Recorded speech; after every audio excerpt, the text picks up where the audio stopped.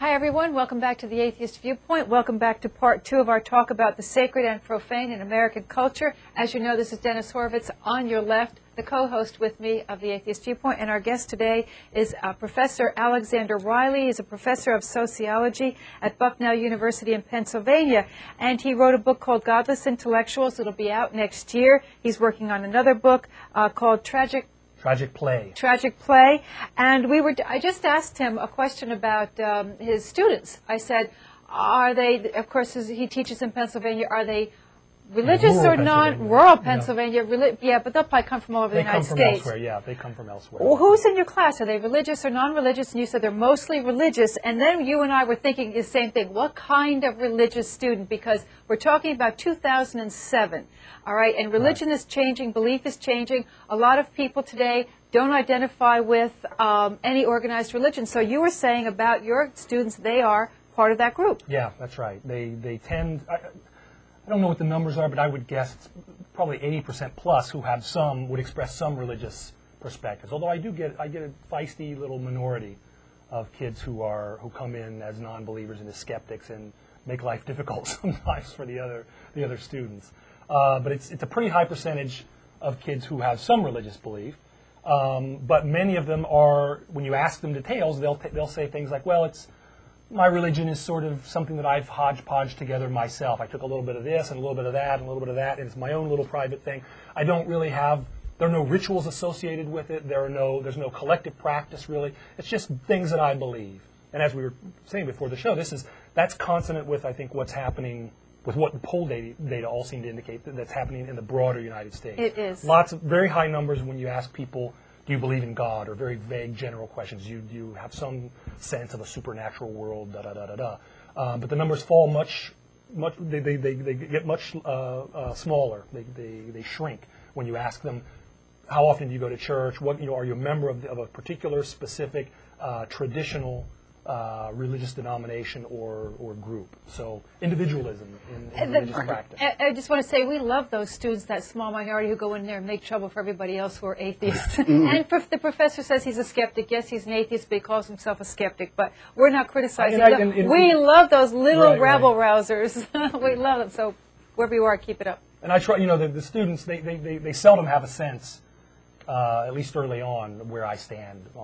It doesn't take them long to figure out where the class is going, that we're not going to be partial to any particular faith, certainly, and we're looking at it from another perspective. You're not going to reinforce what they already believe. Not going to reinforce what many of them already believe, no.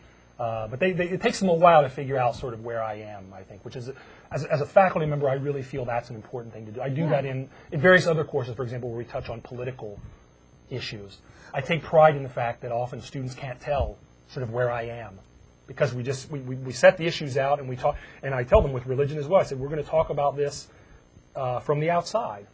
You can be inside, and that's okay. If that's where you want to be, you can be there. But recognize that we're not going to have any respect for the sanctity of that position. We're going to look at it just as we'd look at any other piece of culture. I just want to ask you. The last show we were discussing Durkheim, and we can get back to that, but. I'm just wondering, because the thought just popped into my head, over the last 2 or 3 years, there's been a whole spate of books, dealing with atheism, Richard Dawkins, Christopher Hitchens, Sam Harris. And I don't know, from a position as a sociologist, do you tend to see more atheists kind of coming out of the closet, or are you even in a position to observe that?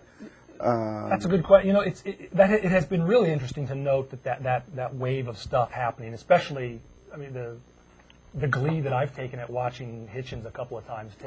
I saw him when he was talking debate. about the thing that I really liked, and this will, God, if some of my students' parents see this, they'll be thrilled with me. When Falwell died, and they had Hitchens on one of the Fox programs or something, and he just was withering. Totally. And I was so happy. I had a religious experience watching it. It was wonderful to see that. But it's a good question to ask. How much of that is a publishing phenomenon or some other kind of thing that's specific just to that particular group of intellectuals? How much of it is about a broader phenomenon? There was a recent study done by, in fact, an old grad student buddy of mine, Doug Hartman, who is at the University of Minnesota right now.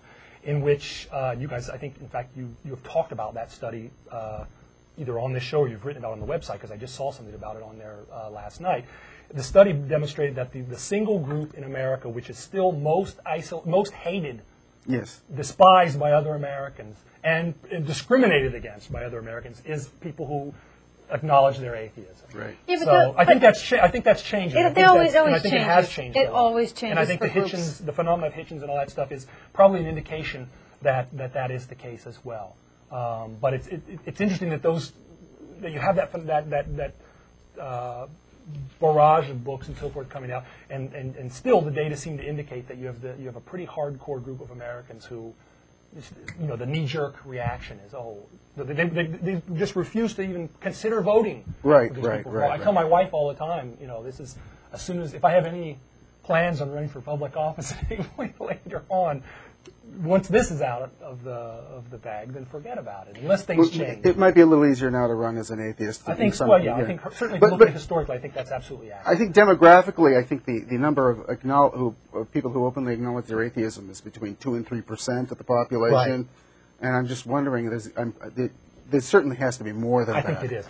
One of the things that you get, especially with that polling day, I mean, this is coming from a sociologist who's a very qualitative sociologist who's very suspicious of quantifiable variables, and especially polling information. Right. A lot of that stuff often has to do with what categories the researcher has given people Yes. to think in, or what people are thinking about. What does this response say about me on this survey? So I think you're absolutely right that the number of folks on those surveys generally who will willingly acknowledge I am a skeptic, or I am an atheist, or I am an agnostic, or whatever, seems to be relatively small. I think there are a whole bunch more people who are practical agnostics, or practical atheists, or practical skeptics.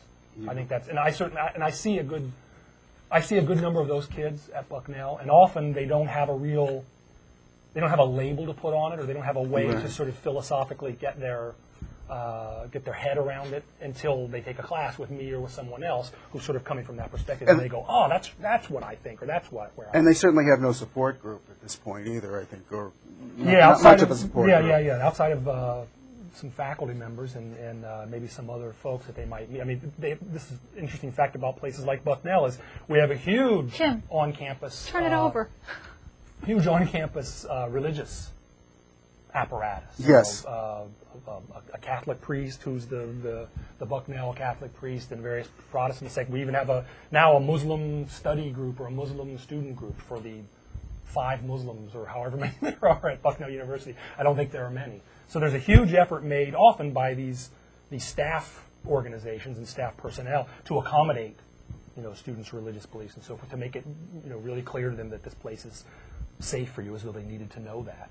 But not much effort is made to explicitly provide that kind of space for students who are skeptics and who are non-believers. And to give because if you did that, then you'd be attacking the rights of the others that prefer to practice their religion. And the historical roots of the school. You often get this sort of argument that, well, Bucknell and a lot of other educational institutions were established as religious institutions. As were Harvard and Yale and so Princeton. And we sort of, the argument you get from some of those folks is that we have to have some kind of acknowledgement of that history. And part of that is, making a vibrant religious life for students on campus present. Let's get into the sacred and profane in American culture. What do you want to tell the people about that? Well, yeah, there's a lot to say. I'll let you the first thing to do, I'll try not to ramble, but at least to sort of to set the frame a little bit for us to have a discussion. The sacred and the profane is, to go back to Durkheim, these are the key terms that Durkheim used in his book, the Elementary Forms of Religious Life. Key terms that he used to describe basically what religion does, what religion is about. The first problem that he has in trying to talk about religion is the problem that a lot of comparative scholars of comparative religion have. How do you find a way to define the thing that includes Protestant Christianity and various varieties of Buddhism and Sikhism and all these other things that are going on around these various third world